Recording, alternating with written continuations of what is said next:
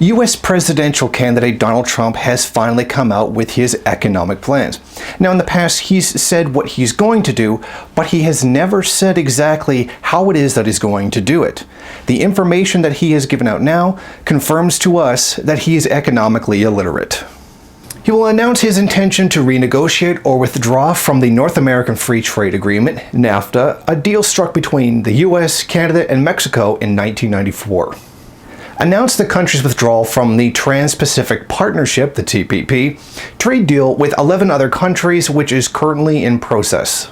Direct the Treasury Secretary to label China as a currency manipulator.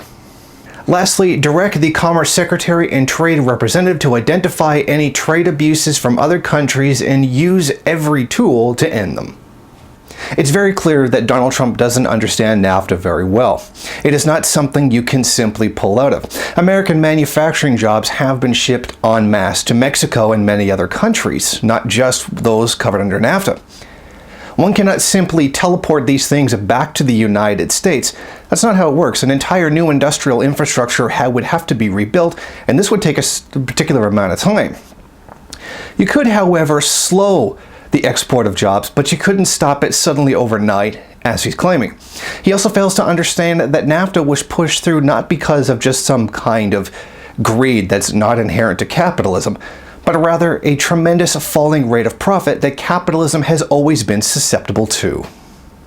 On his second point, it seems that he doesn't really understand the Trans-Pacific Partnership at all, because the United States hasn't actually signed on to the agreement yet. They're still in the negotiation process. You cannot pull out of an agreement that you haven't signed. On his third point, the attempt to label China as a currency manipulator is simply facetious. China works its currency just like everybody else does. Everyone keeps an eye on their currency and uses it in the way that's best to their advantage. China is no more a currency manipulator than the United States is. China purchases US debt in order to raise the value of the US dollar because it's done on a market. There's no fixed exchange rate. What happens is, as the US dollar is worth more, they purchase more exports from China. This is good for the Chinese economy, but it is not good for US manufacturing. On his fourth point, I find it very funny that the United States is going to accuse other countries of trade abuses, when the United States is guilty of it themselves. Take, for example, in the past, Canadian lumber was sold to the United States cheaper than US lumber was, because the Canadian dollar is worth less, and Canada has more lumber than the United States does. Now, as a result of this, the United States put a tariff on Canadian goods, which violates the NAFTA agreement. Canada and the United States went to the UN 5 times seeking a ruling, and every single time it came out on the side of Canada being right and the US tariffs were wrong. Unfortunately, there was never anything actually done about it because conservative leader Stephen Harper bowed to whatever the United States wanted.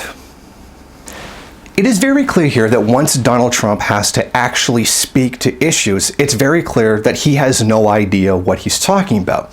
He's merely giving popularist rhetoric and Hillary bashing as a means to gain popularity in the polls. And this goes to show what kind of candidate Trump really is and what kind of voters those who support Trump really are.